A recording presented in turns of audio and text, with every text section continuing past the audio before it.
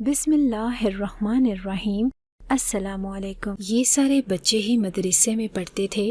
ہر مدرسے میں نہ جانے ایسا کیا ہوا تھا کہ آج ہم سب پر قیامت ٹوٹی تھی۔ میں بھی ان میں سے ایک بچے کی ماں تھی، اور اب یہ کہانی سنانے جتنی ہمت تو مجھ میں آ گئی، پر اس دن تو سانس لینے کی ہمت بھی نہیں ہو رہی تھی۔ اکثر سننے اور دیکھنے میں آتا ہے کہ مدرسے میں بچوں کو شاید ضرورت سے زیادہ سختی سے مارا جاتا ہے، لیکن کوئی بھی کسی کو اتنی زور سے سزا نہیں دے سکتا کہ اس کی جان ہی چلی جائے، وہ بھی 12 کے 12 لڑکے۔ آخر یہ سب کیا تھا؟ میں حیران اور پریشان ہی کھڑی تھی جب میں نے دور سے ایک منظر دیکھا، اور مجھے سمجھ آ گئی کہ ان 12 لڑکوں کے ساتھ کیا ہوا ہے، کیونکہ اس طرف جو انسان کھڑا تھا اس کے چہرے پر لکھا تھا کہ اس نے ہی ان 12 بچوں کے ساتھ۔ صبح کا وقت تھا، میرا بیٹا اسلم بھی مدرسے میں جایا کرتا تھا۔ میں چاہتی تھی کہ وہ اسکول جائے، پر میرے شوہر نے کہا کہ پہلے اس کو مدرسے میں بھیجیں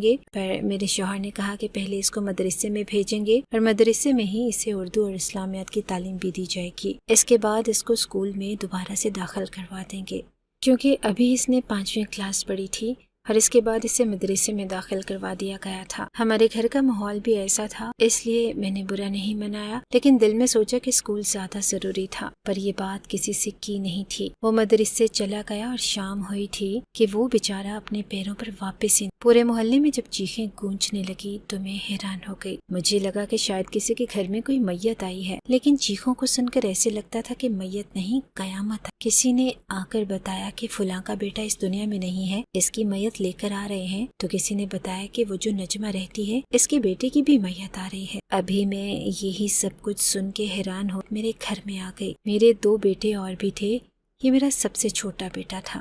میری تو جیسے جان اٹک گئی۔ میرا شوہر بھی حیران رہ گیا کہ یہ کیا ہوا۔ ہمارے گھر میں بھی صفے ماتم بچھ گئی۔ وہ بیچارے تو اس دنیا سے چلے گئے۔ 12 کے 12 لڑکے جو ایک ہی مدرسے میں پڑھتے تھے، وہ اس دنیا میں اب نہیں تھے۔ ہمارے محلے میں ہونے والا یہ ابھی تک کا سب سے بڑا اور سب سے ظالم واقعہ تھا۔ ان کے ساتھ کیا ہوا تھا کیا نہیں، یہ کسی کو بھی نہیں پتا تھا۔ جہاں تک بات کی جائے مدرسے کے مالک اور وہاں پہ پڑھانے والے 2 معلم کی، تو وہ پورے محلے کے سب سے زیادہ شائستہ اور اچھے لوگ مانے جاتے تھے۔ ایسا نہیں تھا کہ وہ کوئی بہت ہی زیادہ سخت مزاج اور ظالم قسم کے لوگ تھے جو سبق نہ یاد کرنے پر سخت سزائیں دیتے ہیں، بلکہ وہ لوگ تو بہت ہی اچھے تھے، بچوں کو بہت پیار سے پڑھاتے تھے۔ اس میں سے ایک تو میرے دور کا ایک رشتہ دار فوراً اپنے شوہر سے کہا کہ جنید سے پوچھے کیا ہوا ہے، لیکن وہ فون نہیں اٹھا رہا تھا۔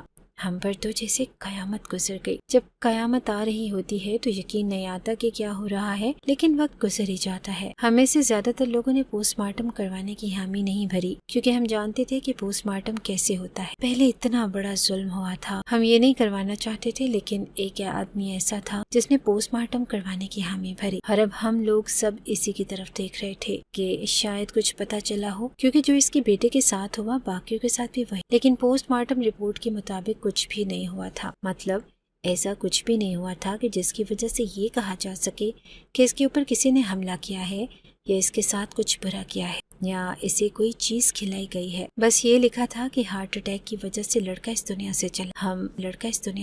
ہم سب لوگ ہی بہت زیادہ پریشان ہیں۔ ایک دن میں نے اپنے بیٹے کی مغفرت کے لیے قرآن خوانی رکھی تھی، جب وہاں پر ایک عورت آئی۔ اس عورت کو ہم سب لوگ جانتے تھے۔ یہ عورت یہاں پر آ گئی، لیکن ہم نے اس کو بلایا نہیں تھا۔ ایک کونے میں بیٹھ گئی اور گٹلیاں اٹھا کے وہ بھی کچھ پڑھنے لگی۔ مجھے 2 عورتوں نے کہا کہ اس کو یہاں سے بھیج نہیں دیتی۔ میں نے کہا کہ آج مجھے بھی اس کے درد کا احساس ہو رہا ہے، میں اسے یہاں سے نہیں نکالوں گی۔ آپ لوگ کچھ نہ بولیں، کوئی بدمزگی نہ کیجیے، وہ بیچاری بھی اللہ اللہ کر رہی ہے۔ بیٹھ کے 2 عورتوں نے کہا کہ اسے اللہ اللہ سے کیا مطلب ہے، تم جانتی تو ہو کہ وہ کون ہے۔ میں نے کہا کہ میں کچھ نہیں کر سکتی، مجھے میرے حال پہ چھوڑ دیں۔ ابھی 1 ہفتہ ہوا میرے گھر پہ اتنی بڑی قیامت ٹوٹی ہے، اور آپ لوگوں کو دنیا داری کی پڑی ہے۔ وہ عورتیں بھی چپ ہو گئیں، لیکن یہ عورت جس کا نام، کچھ لوگ کہتے تھے کہ اس کا نام کنیز فاطمہ تھا، لیکن اس نے اپنے نام کے ساتھ سے فاطمہ ہٹا لیا تھا۔ ایسا کیوں تھا یہ ہم لوگ نہیں جانتے تھے۔ وہ وہاں پر بیٹھی گٹلیاں پڑھ رہی تھی، ایسے کہ باقی لوگ پڑھ رہے تھے، لیکن تھوڑی دیر کے بعد وہ پاگلوں کی طرح ہنسنے لگی، اور اس نے ادھر ادھر دیکھنا شروع کر دیا اور ہنسنا شروع کر دی۔ پھر وہ اٹھی اور بھاگ کر میرے پاس آئی، ایسے میرے پاس آئی، اور اس نے مجھے آ کر ایک ایسا سوال پوچھا۔ کوئی بھی ایک ایسی عورت سے یہ سوال کیسے پوچھ سکتا ہے جس نے ابھی ابھی اپنی اولاد کو کھویا ہو؟ کوئی اس کا دشمن ہوگا، کوئی بہت ہی ظالم ہوگا تو وہ بھی ایسا سوال نہیں پوچھے گا۔ اس نے مجھے کہا کہ اور سناؤ، اولاد کو کھو کر کیسا لگ رہا ہے؟ اس نے مجھ سے یہ سوال کیا اور ہنسنے لگی۔ مجھے حیرانگی کا جھٹکا بھی لگا اور اس پہ غصہ بھی آیا۔ میں نے اس کو دھکا دیا تو وہ پیچھے جا گری اور اٹھ کر وہاں سے جانے سے پہلے پھر سے ہنسنے لگی۔ میں مشہور تھی لیکن وہ ہمیشہ سے پاگل نہیں تھی۔ اس کے ساتھ ایک حادثہ ہوا تھا، پر مجھے نہیں پتا تھا کہ اس نے مجھ سے ایسی بات کیوں پوچھی۔ یہ بات ایسی تھی کہ میرے دل میں بیٹھ گئی تھی۔ میں نے اپنے شوہر کو بتائی تھی۔ اس نے کہا کہ وہ پاگل ہے، تم کیوں اس کی باتوں کو سنتی ہے؟ میں اپنی ساس کے ساتھ نہیں رہتی تھی۔ جب میرا بیٹا اس دنیا میں آیا، میرا یہی تیسرا والا بیٹا، تو میں نے اپنا گھر الگ کر لیا تھا۔ اور میری ساس کو تب سے مجھ سے بہت نفرت ہو رہی تھی۔ وہ مجھ سے بہت نفرت کرتی تھی اور ہمیشہ میرے پیچھے کوئی نہ کوئی بات کرتی تھی، لیکن انہوں نے بھی مجھے سخت تسلی دی اور کہا کہ ماں باپ کے لیے اولاد کا جنازہ دیکھنے سے بڑی سزا اور کوئی نہیں ہو سکتی۔ میں نے کبھی تمہارے بارے میں اس طرح سے نہیں سوچا کہ میں نے تمہیں کوئی بد دعا دی ہو۔ اللہ تم پہ رحم کرے۔ یعنی میری دشمن کو بھی مجھ پہ رحم آ گیا۔ لیکن یہ عورت جس کو میں سرسری سا جانتی تھی، اس نے مجھ سے ایسی بری بات کیوں کہی؟ میں اس گھر گئی جہاں میرے مرحوم بیٹے کا دوست رہتا تھا اور وہ بھی اس دنیا میں نہیں تھا۔ اس کی ماں کو جا کر افسوس کیا، وہ بھی میرے غم کو اچھی طرح سمجھ سکتی تھی، اسی لیے کچھ دیر اس کے پاس بیٹھ کے میرا دل ہلکا ہو جاتا۔ اس نے مجھے کہا کہ جب ہم نے کل کل رکھے تھے تو کنیزہ وہاں پر آئی تھی اور اس نے مجھ سے بھی عجیب سا سوال کیا تھا۔ اس نے کہا کہ اب کیسا لگ رہا ہے؟ میں یہ بات سن کے حیران رہ گئی۔ میں نے کہا کہ ویسا کیوں کر رہی ہے؟ پھر ایک اور عورت نے بتایا جس کا بیٹا بھی اس دنیا سے چلا گیا تھا۔ اس نے کہا کہ وہ میرے گھر بھی آئی تھی اور میں نے اسے اندر نہیں آنے دیا، باہر سے بھگانے کی کوشش کی، لیکن وہ دور سے یہ سوال چلا کر پوچھ رہی تھی کہ اب خوش ہو؟ تو اب تمہیں پتہ چلا۔ میں نے کہا کہ یہ ایسا کیوں کر رہی ہے؟ کیا اس کو نہیں پتا کہ ہمارے ساتھ کتنا برا ہوا ہے؟ اس تیسری عورت نے کہا کہ اس کے ساتھ بھی تو ایسا ہی ہوا تھا۔ میں نے کہا کہ ہاں میں نے سنا تھا، لیکن مجھے پوری بات نہیں پتا۔ وہ کہنے لگی کہ میں پوری بات بتاتی ہوں۔ اس نے کہا کہ اپنی جوانی میں بہت زیادہ خوبصورت تھی، خیر سے ابھی بھی جوان ہے، لیکن اب اس کی حالت ایسی ہو گئی ہے کہ اپنی عمر سے 10 سال بڑی لگنے لگی ہے۔ اس کی شادی ایک بہت امیر آدمی سے ہوئی تھی، لیکن جب وہ اس دنیا سے چلا گیا تو اس کے ساتھ سسرال نے اسے گھر سے باہر نکال دی۔ پھر اس نے الگ سے گھر لے لیا اور وہاں پہ اپنے بیٹے کو پالنے لگی۔ اب لوگ کہتے تھے کہ یہ کوئی اور کام کرتی ہے، شوہر اس کا اس دنیا میں تھا نہیں، سسرال والوں نے گھر سے باہر نکال دیا۔ پھر بھی اس نے گھر بھی بنا لیا اور وہاں پہ رہنے بھی لگی اور اپنے بیٹے کو پال بھی رہی تھی، اس لیے لوگ ایسی باتیں کرتے تھے۔ اب پتہ نہیں کیا سچ، جتنی یہ خوبصورت تھی، اس کو دیکھ کر ایسے ہی لگتا تھا کہ اپنی خوبصورتی کا استعمال کر کے معاشرے میں سروائیو کر رہی تھی۔ جس مدرسے میں ہمارے بچے پڑھتے ہیں نا، اس نے بھی اپنے بچے کو اسی مدرسے میں ڈالا تھا۔ یہ کوئی آج سے 12 سال پہلے کی بات ہے۔ اس وقت اس کا بیٹا تھوڑا کم عمر ہی تھا اور اس مدرسے میں اس کے بیٹے کے ساتھ کچھ ہوا تھا۔ جیسے ہمارے گھر اچانک سے میت آئی، ویسے اس کے گھر بھی اچانک سے اس کے بیٹے کی میت تھی اور مدرسے والوں نے کچھ بھی بتایا نہیں تھا۔ جیسے ہمیں کہہ دیا کہ ہمیں نہیں پتا کہ کیا ہوا، ہم تو سبق دے کے باہر چلے گئے تھے۔ جب واپس آئے تو سارے بچے اس دنیا سے جا چکے تھے اور جس طرح سے ان کا مالک ابھی رو رہا تھا، اس وقت بھی اس نے ایسی ہی شکل بنائی تھی۔ یہ عورت بیچاری گھر گھر جاتی تھی، ہمارے گھر بھی آئی تھی، شاید تمہارے گھر بھی آئی تھی۔ تم اس وقت اپنی ساس کے گھر پہ رہتی تھی، تمہیں پتا نہیں ہوگا۔ اس نے لوگ میرا ساتھ دو، میرا معصوم بیٹا اس دنیا سے چلا گیا ہے، پتہ نہیں اس کے ساتھ کیا ہوا ہے، آپ لوگ میرا ساتھ دیں تاکہ ان مدرسے والوں کے خلاف کیس کر سکوں۔ لیکن اس کا ساتھ کسی نے بھی نہیں دیا اور اس کی مدد کسی نے بھی نہیں کی تھی۔ بس تب سے یہ بیچاری پاگل ہو گئی۔ اب روز اپنے بیٹے کی قبر پہ جاتی ہے، کبھی وہاں بیٹھ کے روتی ہے، کبھی ہنستی ہے، کبھی کسی کے گھر چلی جاتی ہے، کبھی کسی کے گھر چلی جاتی ہے، کوئی مانگ تانگ کے کھا لیتی ہے، نہیں تو پڑی رہتی ہے، کوئی خود ہی اس کو کھانا دے دیتا ہے۔ بس اسی طرح کی زندگی گزر رہی ہے۔ مجھے تو یہ کہانی سن کے برا ہی لگا۔ وہ ایک ماں تھی جیسے ہم سب مائیں تھیں اور اس کا اور ہم سب کا دکھ ایک جیسا تھا۔ اس کے ساتھ بھی برا ہوا تھا اور ہمارے ساتھ بھی۔ جب سے میں نے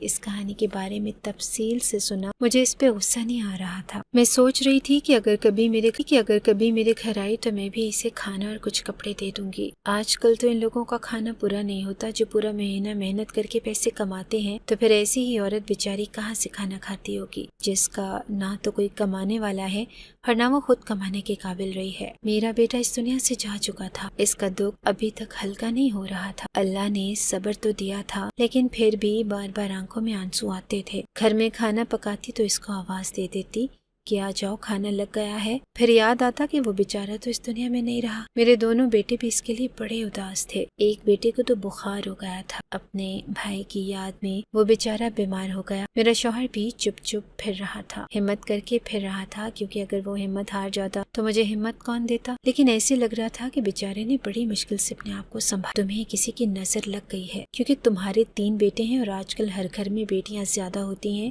تو کوئی کہتا تھا کہ تمہارے اوپر کسی نے جادو کیا ہے۔ تمہارا ایک بیٹا مر گیا، اب تمہارے باقی کے 2 بیٹے بھی اس دنیا میں نہیں رہیں گے۔ ان کی حفاظت کرو، صدقہ خیرات کرو، اور فلاں پیر بابا ہے اس کے پاس جاؤ۔ پتہ نہیں لوگ کیسی کیسی باتیں کر کے میرے دماغ میں وسوسے ڈال رہے تھے، اور میں بہت زیادہ پریشان تھی۔ مجھے اپنے بیٹے کی بہت یاد آئی۔ ایک پل ایسا نہیں گزرا ہوگا کہ میں اسے بھول گئی، اور ایک دن ایسا نہیں گزرا تھا کہ میں نے اس کی یاد میں آنسو نہیں بہائے تھے۔ لیکن رونے سے اگر کوئی جانے والا واپس آ سکتا تو خدا کی قسم آنسو کے دریا بہا کر بھی میں اپنے بیٹے کو واپس لے آتی۔ لیکن مجھے پتا تھا کہ وہ واپس نہیں آئے گا، بلکہ ہم اس کے پاس جائیں گے۔ ایک دن سب نے جانا ہے، ہم بھی چلے جائیں گے۔ بہت یاد کرتی تھی میں اس کو۔ 12 گھروں پہ یہ مصیبت ٹوٹی تھی، لیکن کسی نے بھی مدرسے والوں کے خلاف نہ تو کوئی کیس کیا اور نہ ہی ان سے دوبارہ کوئی بات کی۔ انہوں نے ایک دفعہ بیان دے دی، ہر پولیس بھی وہاں پر گئی، ان کو بھی کوئی ثبوت یا کوئی ایسی ویسی بات ملی ہی نہ تھی۔ ایک دن جنید ہمارے گھر آ کر، آج ہمارے بیٹے کو اس دنیا سے گئے ہوئے 17 دن ہو گئے تھے۔ میں نے اسے کہا کہ تم اب آئے ہو، تو وہ کہنے لگا کہ مجبور تھا، میرا بیٹا اس دنیا سے چلا گیا، ہم پر اتنی بڑی مصیبت ٹوٹ گئی، وہ بھی اس جگہ پر جہاں پر تم بھی موجود تھے، اور تم اب آئے ہو پورے 17 دن کے بعد، ابھی بھی نہیں آنا تھا۔ تو کہنے لگا کہ کیا کرتا بھابھی، کس منہ سے آتا میں نے کہا کہ خدا کے لیے مجھے بتاؤ، کہیں کوئی بات تو نہیں ہے؟ دیکھو تم ہمارے رشتہ دار ہو، اور دور پار کہیں صحیح، پر ہمارا کوئی نہ کوئی تو تمہارے ساتھ رشتہ تھا نا؟ کیا ہوا تھا وہاں بچوں کے ساتھ؟ خدا کے لیے مجھے بتا، تمہارے ساتھ رشتہ تھا نا؟ کیا ہوا تھا وہاں بچوں کے ساتھ؟ خدا کے لیے مجھے بتا دو۔ اس نے کہا کہ خدا کی قسم بھابھی، بچوں کے ساتھ کچھ نہیں ہوا، ہم لوگ آرام سے بیٹھے تھے، بلکہ اس دن تو ہم نے کسی بچے سے نہ تو سبق سنا اور نہ ہی ان کو سبق دیا تھا۔ ہم نے کہا کہ بس آپ لوگ بیٹھ کے اپنی پڑھائی کرو، اور ہم لوگ چائے پینے کے لیے دوسرے کمرے میں چلے گئے۔ لیکن جب واپس آئے تو یہ منظر دیکھ کے حیران رہ گئے، ہمیں نہیں پتا تھا کہ یہ سب کچھ کیسے ہوا ہے، اور آپ لوگوں نے تو دیکھا ہی تھا کہ کیا بچوں کے ساتھ کچھ برا ہونے کے امکانات دکھائی دیے؟ آپ کو کیا کوئی نشان دیکھے تھے آپ نے، یا ایسی ویسی کوئی بات تھی؟ وہ مجھ سے پوچھ رہا تھا کہ اگر تھی تو مجھے بتائیں۔ میں نے کہا کہ نہیں، ایسی کوئی بات نہیں تھی، اور باقی عورتوں نے بھی یہی بتایا تھا کہ ایسا تو کچھ بھی نہیں تھا۔ مدرسے کا مالک بھی بری طرح سے رو رہا تھا، اور تب سے ابھی تک مدرسہ بند بھی پڑا تھا، وہ بھی تو نقصان اٹھا رہے تھے۔ وہ کہنے لگا کہ میں بھی اس دن وہیں پہ موجود تھا، اگر میں موجود نہ ہوتا تو میں گارنٹی نہ دیتا، پر میں گارنٹی دیتا ہوں کہ وہاں پر ایسا کچھ بھی نہیں ہوا، اور ہم میں سے کسی نے ایسا کچھ نہیں کیا، کیونکہ اس وقت ہم 3 لوگ ہی وہاں پر موجود تھے، اور ہم تینوں ایک ہی کمرے میں میں نے اپنا سر پکڑ لیا اور کہا کہ پھر ایسا کیسے ہو گیا؟ ایسے کسی کی جان کیسے نکلتی ہے؟ کوئی نہ کوئی بات، کوئی نہ کوئی وجہ تو ہوتی ہے نا؟ وہ کہنے لگا کہ ہاں کوئی نہ کوئی وجہ ہوگی، لیکن ہم اس وجہ کے بارے میں نہیں جانتے۔ میں خاموش ہو گئی۔ مجھے لگا تھا کہ جنید آئے گا تو کوئی بات بتائے گا، کوئی نہ کوئی بات پتہ چلے گی کہ یہ کیسے ہوا، کس نے کیا۔ اگر وہ شخص مل جاتا جس نے یہ سب کچھ کیا تو اس پہ اپنا غصہ ہی نکال لیتے، اس کو سزا دلوا کے دل کو سکون تو مل جاتا، اولاد تو واپس نہ ملتی پر انصاف تو مل جاتا۔ یہاں سے تو کچھ پتہ نہیں چلا، لیکن ایک عورت نے پھر سے یہ بات بتائی کہ وہ کنیزہ عجیب عجیب حرکتیں کرتی پھر رہی ہے۔ کل وہ اپنے بیٹے کی قبر پر بیٹھی تھی تو وہاں پہ روز ہی جاتی ہے۔ میں بھی اپنے بیٹے کی قبر پہ گئی تھی، لیکن وہ اپنے بیٹے کی قبر پر بیٹھی کچھ عجیب سی باتیں کر رہی تھی۔ مجھے ایسے لگتا ہے کہ یہ جو کچھ بھی ہوا ہے اس کا تعلق اس عورت کے ساتھ ضرور ہے۔ ہم نے کہا کہ کیا سنا تم نے، ہمیں پوری بات بتاؤ۔ اس نے کہا کہ وہ وہاں بیٹھی کہہ رہی تھی کہ تمہارے ساتھ بہت برا ہوا تھا نا، اور میرا کسی نے ساتھ نہیں دیا تھا، میرے ساتھ کوئی کھڑا نہیں ہوا تھا۔ وہ سارے لوگ جو اپنی اپنی زندگی میں مصروف تھے میرا درد نہیں سمجھ سکتے تھے، ان کو کیا پتا۔ میں نے ان کو کہا میرا بیٹا اس دنیا سے چلا گیا، میری مدد کرو، تو انہوں نے کہا کہ ہم تو کچھ نہیں کر سکتے، یہ تو تمہارا مسئلہ ہے۔ اور پھر دوپہر کا کھانا کھانے بیٹھ گئے، کسی نے ٹی وی آن کر لیا، کوئی نہانے چلا گیا۔ تمہارے جانے سے کسی کو فرق نہیں پڑتا تھا عثمان، لیکن مجھے فرق پڑتا تھا، بہت فرق پڑتا تھا۔ میری تو زندگی برباد ہو گئی، سب کچھ ختم ہو گیا۔ محبت کرنے والا شوہر اس دنیا سے چلا گیا، اس کے رشتہ داروں نے مجھے گھر سے باہر نکال دیا۔ تم ہی تو میری زندگی تھے، تم ہی میرا سب کچھ تھے، پر تمہیں پتا ہے اب ان سب کے ساتھ بھی یہی ہوا ہے، میں نے اپنا بدلہ لے لیا ہے، وہ سب بھی اس دکھ اور پریشانی میں ہے۔ اس عورت نے جب ہمیں یہ بات بتائی تو ہم سب حیران رہ گئے، کیا مطلب تھا اس بات کا جو اس نے اپنا بدلہ لے لیا تھا؟ میں نے بھی رونا شروع کر دیا۔ میں نے کہا کہ اگر ایسا ہے تو بہت برا ہوا تھا۔ ایک عورت نے کہا کہ دیکھو اس کے دماغ کی حالت ٹھیک نہیں ہے، ہو سکتا ہے وہ ایسے ہی اپنے بیٹے سے روز کوئی نہ کوئی بات کرتی ہو، صرف اس بنا پر ہم سب یہ شک نہیں کر سکتے اور نہ ہی پولیس کو بتا سکتے ہیں۔ میں نے بار بار کہہ رہی تھی کہ پولیس کو بتایا جائے تاکہ اسے سزا مل جائے، لیکن وہ عورت کہہ رہی تھی کہ قانون تو پاگلوں کو سزا بھی نہیں دلوا سکتا، وہ تو اگر کسی کو جان سے ختم بھی کر دیں تو تب بھی ان کو سزا نہیں ہوتی ہے۔ اور اس عورت کو کیا پتا، دیکھو وہ 4 گھنٹے اپنی بیٹی کی قبر کے پاس بیٹھتی ہے، پتہ نہیں کیا کچھ بولتی ہوگی۔ تم نے سن لیا تو کیا ہو گیا، اس کا مطلب یہ تو نہیں کہ اس نے ایسا کیا ہوگا۔ ہم نے کہا کہ تمہارا دماغ ابھی بھی ٹھیک چل رہا ہے، تمہیں ان باتوں کی سمجھ ہے کیونکہ تم نے بھی وکالت پڑھی ہے، لیکن ہمارے دل سے پوچھو ہمارے دل میں کیا طوفان چل رہا ہے، اور پھر تمہیں پتہ چل جائے کہ تمہارے بیٹے کے ساتھ یہ سب کرنے والا مجرم کون ہے تو کیا تم اسے معاف کر دو گی؟ وہ عورت خاموش ہو گئی اور اس کی آنکھوں سے بھی آنسو گرنے لگے۔ جتنی بھی عورتیں تھیں ہم سب لوگ ایک ساتھ مل گئے، کبھی کبھی ساتھ بیٹھتے، اپنی اولاد کو یاد کر کے روتے تو دل ہلکا ہو جاتا تھا۔ اور اب یہ بات ہم سب کے بیچ گھوم چکی تھی کہ جو کچھ بھی ہوا ہے شاید اس کے ساتھ کنیزہ کا کوئی نہ کوئی تعلق نکلتا ہے۔ لیکن ایک دن جب میں قبرستان میں گئی تو میں سامنے کا منظر دیکھ کے حیران رہ گئی۔ کنیزہ کے ہاتھ میں پھولوں کا بڑا سا شاپر تھا، اس نے اپنے بیٹے کی قبر پہ پھول رکھے تھے اور ساتھ ساتھ باقی سب بچے لڑکے کی قبر پہ بھی پھول ڈال رہی تھی، کبھی کسی کی قبر پہ بیٹھ کے روتی تو کبھی کسی کی قبر پہ۔ اس نے میرے بیٹے کی قبر پہ بھی پھول ڈالے اور وہاں بیٹھ کے رونے لگی، کچھ بول بھی رہی تھی۔ میں پیچھے سے دبے قدم آگے بڑھی تاکہ سن سکوں کہ کیا کہہ رہی ہے، اور جو بول رہی تھی وہ سن کے میری آنکھوں میں بھی آنسو آ گئے۔ وہ کہہ رہی تھی کہ تم اپنی ماں کے بڑے پیارے بیٹے ہوگے نا، کیونکہ تم تو گھر میں سب سے چھوٹے تھے، وہ تم سے بڑا پیار کرتی ہوگی، جب سالن بناتی ہوگی تو سب سے اچھی بوٹی تمہیں دیتی ہوگی، تم کوئی غلطی بھی کرتے ہوگے تو تمہیں کچھ کہتی نہیں ہوگی، لیکن اب تم یہاں پر سو رہے ہو، تمہاری ماں بیچاری گھر میں روتی رہتی ہوگی، کتنا برا لگتا ہوگا اسے، اور تمہیں بھی تو اکیلے نیند نہیں آتی نا، لیکن تم فکر نہیں کرو، تمہاری ماں مصروف ہے اور میں یہاں بیٹھی ہوں تمہارے پاس، تم سو جاؤ۔ وہ قبر کے اوپر ایسے ہاتھ لگا کے تھپ تھپانے لگی، سلاتا ہے۔ میری آنکھوں میں آنسو آ گئے، میں نے اس کے کندھے پہ ہاتھ رکھا تو اس نے مجھے پلٹ کر دیکھا اور وہ بھی بری طرح سے رونے لگی۔ میرا دل کیا کہ اسے گلے لگا کے میں بھی رو دوں، لیکن وہ وہاں سے بھاگ کر چلی گئی۔ سمجھ نہیں آتا تھا کہ وہ ہماری دشمن تھی یا وہ بھی ہم جیسی ایک مجبور ماں تھی۔ وقت اسی طرح گزرنے لگا، میں نے تو اس بارے میں زیادہ سوچا نہیں، بس جو ہوا اسے اللہ کی مرضی سمجھ کے قبول کر لیا۔ لیکن ہم 12 عورتوں میں سے وہی عورت جو بہت زیادہ پڑھی لکھی تھی، سمجھدار تھی، وکیل تھی، وہ اس معاملے کی تہہ تک جا پہنچی، اور اس نے ایک دن ہمیں ایسی بات بتائی کہ ہم سب حیران رہ گئے۔ اس نے ہمیں اپنے گھر بلایا اور کہا کہ ہماری اولاد کے ساتھ یہ سب کچھ کرنے والا کون ہے، اس کو پتہ چل گیا ہے۔ میں نے کہا کہ جلدی بتاؤ۔ وہ کہنے لگی کہ یہ سب کچھ کنیزہ کا کیا ہے، اسی نے سب سے بدلہ لیا ہے۔ اس مدرسے میں کیمرہ لگا ہوا تھا لیکن سب کا خیال تھا کہ وہ کیمرہ خراب ہے، پر آج پتہ چلا کہ کیمرہ خراب نہیں تھا، خود ہی ٹھیک ہو گیا اور اس کی ہی فوٹیج سامنے آئی ہے۔ لیکن اب اس فوٹیج کو چھپایا جا رہا ہے کیونکہ یہ عورت ویسے بھی ذہنی مریض ہے اور اس کو ہم قانون کے نیچے نہیں لا سکتے۔ اس فوٹیج میں صاف نظر آ رہا تھا کہ کنیزہ نے ہی یہ سب کچھ کیا تھا، اسی نے ہم سب کی اولادوں کو اس دنیا سے روانہ کیا تھا۔ ابھی تو وہ ہم سب کا یہ سوال کرتی پھر رہی تھی کہ کیسے لگ رہا ہے تم لوگوں کو، اس میں ہم سب سے بدلہ لیا تھا، بدلہ اس بات کا کہ جب ہمیں اس کے ساتھ چلنا چاہیے تھا تو ہم نے اس کا ساتھ نہیں دیا، لیکن اس کا مطلب یہ تو نہیں تھا کہ وہ اتنا بڑا ظلم کرتی۔ ہم لوگوں نے یہ بات پولیس کو بتا دی اور پولیس نے کہا کہ چلو اسے تلاش کرتے ہیں۔ میں نے کہا کہ وہ زیادہ تر قبرستان میں ہی ہوتی ہے، اس وقت تو وہیں پر بیٹھی ہوگی، اب وہیں جا کر اسے پکڑ لیں۔ پولیس نے کہا کہ ٹھیک ہے، ہم لوگ کیس کریں گے